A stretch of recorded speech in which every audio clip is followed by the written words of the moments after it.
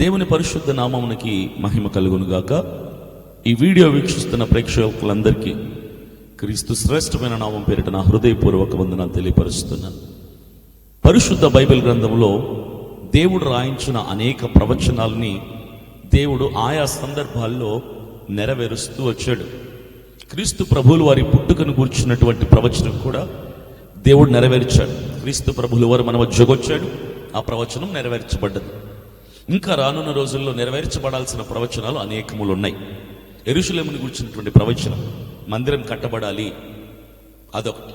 క్రీస్తు ప్రభువులు వారు రెండవ రాకడ జరగాలి, ఇది ప్రధానమైన ప్రవచనములు. ఈ రెండు కూడా, ఈ రెండు ప్రవచనాలు నెరవేర్చబడబోతున్నాయా అనటానికి సంకేతాలు మనకు కనిపిస్తున్నాయి. కానీ ఖచ్చితంగా నెరవేర్చబడతాయి, పలానా టైంలో నెరవేర్చబడతాయి అని నేను చెప్పను, కానీ నెరవేర్చబడతాయి. కానీ ఒక చిన్న ఆలోచన అయితే మనకు కలిగింపచేస్తుంది.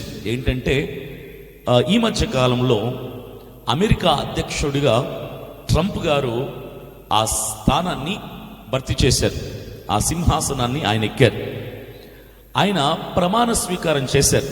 అమెరికా అధ్యక్షుడిగా ట్రంప్ గారు రెండవసారి ప్రమాణ స్వీకారం చేశారు. ప్రమాణ స్వీకారం చేసిన తర్వాత వెంటనే అరబ్ కంట్రీస్, 68 దేశాల అరబ్ కంట్రీస్ వాళ్ళు భయపడిపోయారు. ఆయన ప్రమాణ స్వీకారం చేసిన వెంటనే ఆయన తీసుకున్న మొట్టమొదటి నిర్ణయం ఏంటంటే, ఇజ్రాయేలీయులు ఎక్కడెక్కడ బందీలుగా ఉన్నారో మీరు వెంటనే వారిని విడుదల చేయండి. అంటే ఆయా దేశాల ప్రజల వాళ్ళు, ఆ ప్రభుత్వాలు ట్రంప్కి భయపడ్డారో గౌరవించారో అభిమానంతోనో తెలియదు, కానీ 2, 3, 4 విడుదల చేయటం ప్రారంభించారు. అయితే ట్రంప్ గారు మరొకసారి మాట్లాడుతూ అన్నారు, అలా కాదు, 2, 3 కాదు, మొత్తం ఇజ్రాయేలీలు ఎక్కడెక్కడైతే బందీలుగా ఉంటున్నారో వారందరినీ కూడా విడిచిపెట్టండి, విడుదల చేయండి అని ప్రకటన చేస్తే ఆయా దేశాల వాళ్ళు గౌరవంతో బందీలుగా ఉన్న ఇజ్రాయేలీల్ని విడిచిపెట్టేశారు. అయితే ఆయన ఎందుకు ఇజ్రాయేలీలను గురించి అంత శ్రద్ధ వహించాడు అంటానికి ఒక బలమైన కారణం ఉంది. దేవుడికి ఇజ్రాయేలీయులంటే ఒక ప్రత్యేకమైనటువంటి శ్రద్ధ, ప్రత్యేకమైన ప్రేమ అని చెప్తాం. ఇజ్రాయేలీల గురించి ప్రస్తావన వచ్చినప్పుడు ఆయా సందర్భాల్లో దేవుడు అంటాడు, ఇజ్రాయేలీలు నా ప్రజలు, నా ప్రజలు అంటాడు. దేవుడికి వాళ్ళంటే చాలా ఇష్టం. ట్రంప్కి దేవుడు అంటే ఇష్టం. ట్రంప్ అంతో ఇంతో దైవ భక్తి కలిగినవాడు, దేవుడు అంటే భక్తి శ్రద్ధలు కలిగినవాడు, క్రైస్తవుల పట్ల ప్రత్యేకమైనటువంటి శ్రద్ధ కలిగినవాడు. అందులో ఇజ్రాయేలీలంటే మరింత ఇష్టం కలిగినవాడు. ఎందుకంటే దేవుడికి ఇజ్రాయేలీలంటే ఇష్టం. దేవుడు పుట్టిన స్థలం, తిరిగిన స్థలం, ఆ వాగ్దాన భూమి కనుక, అబ్రహాము, ఇస్సాకు, యాకోబులకి, మన పితరులైనటువంటి వారికి ఇచ్చిన దేశం కనుక ఇజ్రాయేలీల పట్ల ట్రంప్కి కూడా ఒక ప్రత్యేకమైన శ్రద్ధ ఉంది. అందును బట్టే ప్రమాణం స్వీకారం చేసిన వెంటనే ఆయన ఇజ్రాయేలీల గురించి ఒక మాటను విడుదల చేశాడు. ఆ తర్వాత ఆయన తీసుకున్న ఒక నిర్ణయం ఏంటంటే, గాజాని తిరిగి పునర్నిర్మాణం నేను చేస్తాను అని ఒక ప్రకటన చేస్తే ఈజిప్టు, జోర్డాన్ ఆ దేశపు వాళ్ళకి వెంటనే ఆందోళన కలిగింది. ఏమో తెలుసా, ఒకవేళ ఆ దేశాన్ని, ఈయన గాజాని తిరిగి నిర్మాణం చేస్తే, రీబిల్డ్ చేస్తే, అక్కడ గాజా ప్రజల్ని ఉండనిస్తాడా, ఉండనివ్వడా అన్న సందేహం వీళ్ళకి కలిగింది. అయితే ట్రంప్ అన్నాడు, మీరు గాజా వాళ్ళని తీసుకొని వెళ్ళి మీ దేశాల్లో పెట్టుకోనండి, నేను రీబిల్డ్ చేసిన తర్వాత గాజాని మరలా వాళ్ళకి అప్పచెప్తాను అని అన్నాడు. అయితే దానికి ఈజిప్ట్ వాళ్ళు, జోర్డాన్ వాళ్ళు, సిరియా వాళ్ళు, టర్కీ దేశపు వాళ్ళు ఎవరు కూడా అంగీకరించలేదు, ఎవరు ఒప్పుకోలేదు. దానికి కారణాలు కొన్ని ఉన్నాయి. మొదటి కారణం ఏంటంటే, వాళ్ళను మేము తీసుకొని వెళ్తే మరలా తిరిగి గాజాని, ఆ స్థలాన్ని రీబిల్డ్ చేసిన తర్వాత ట్రంప్ గాజా వాళ్ళని అక్కడికి రానిస్తాడా, రానివ్వడో అన్న ఒక సందేహం. అయితే ఈ దేశాల వాళ్ళందరూ కూడా ఒక మీటింగ్ ఏర్పాటు చేసుకున్నారు, సమావేశమయ్యారు. ఆయా దేశాల రాజులంతా కూడా సమావేశమయ్యారు. అయి వాళ్ళలో వాళ్ళు చర్చల్ని, వాళ్ళలో వాళ్ళు ఎన్నో డిస్కషన్స్ అయిన తర్వాత వారు ఒక నిర్ణయానికి వచ్చారు. జోర్డాన్ దేశపు రాజు అబ్దుల్ గారు ఇలా అన్నారు ట్రంప్ గారితో, వాళ్ళని తీసుకొని వెళ్ళి మా దగ్గర పెట్టుకోవడం కుదరదు. వాళ్ళని అక్కడే ఉంచి మీరు చెయ్యాలనుకున్న గాజా రీబిల్ట్ ఏదో మీరు కట్టండి. వాళ్ళు అక్కడే ఉంటారు. మీరు కట్టాలి అనుకున్న, చెయ్యాలనుకున్న నిర్మాణాన్ని మీరు చేయండి అంటే ట్రంప్ దానికి ఒప్పుకోలా. ట్రంప్ అన్నాడు, మీరు ఖచ్చితంగా గాజా ప్రజల్ని తీసుకుని వెళ్ళి మీ దేశాల్లో, ఈజిప్ట్లో కానీ, జోర్డాన్లో కానీ, సిరియాలో కానీ, టర్కీలో కానీ ఎక్కడో చోట మీరు పెట్టండి. నిర్మాణం అయిన తర్వాత మీరు వాళ్ళని తీసుకెళ్ళి పంపించండి అని చెప్పాడు. అయితే వీళ్ళ డౌట్ అంతా కూడా ఒకటే, ఆ దేశం వీళ్ళు విడిచి, గాజాను విడిచిపెట్టి వస్తే పాలస్తీనా వాళ్ళకి, గాజా వాళ్ళకి ఆ దేశం, ఆ గాజాని అప్పచెప్తాడా, రాణిస్తాడా, రానివ్వడో అన్న ఒక సందేహం వీళ్ళలో బలంగా ఉంది. ఎందుకు?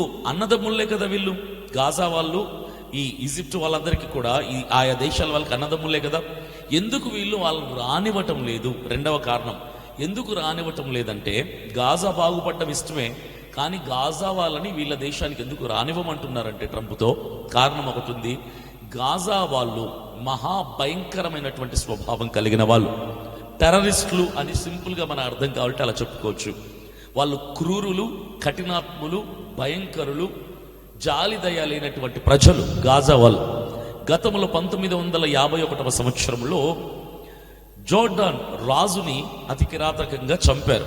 లక్షలాది మంది వెనుకున్నప్పటికీ కూడా గాజా వాళ్ళు ఆ జోర్డాన్ రాజుని చంపారు. ఆ కోపం ఒకవైపు వాళ్ళకుంది.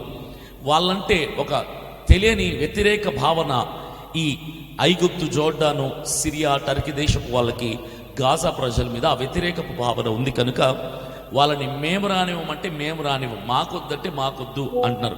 ససైమిరా ఎవరు కూడా ఒప్పుకోనికి ఇష్టపడలేదు. కానీ ట్రంప్ మాత్రం, మీరు ఎవరో ఒకరు గాజా వాళ్ళని రప్పించుకోండి, అప్పుడే నేను గాజాని రీబిల్ట్ చేస్తాను, మరలా కడతాను అని ఈయన అంటున్నాడు. మీరు అక్కడే వాళ్ళ నుంచి కట్టండి, మేము వాళ్ళని మా దగ్గరికి రానిచ్చుకోము అని వీళ్ళు అంటున్నారు. ఈయన మాట, వీళ్ళో మాట, ఇద్దరు ఒక్కో మాట మీద ఉండిపోయారు. అది ఇంతవరకు ఏ డెసిషన్కి రాలేదు.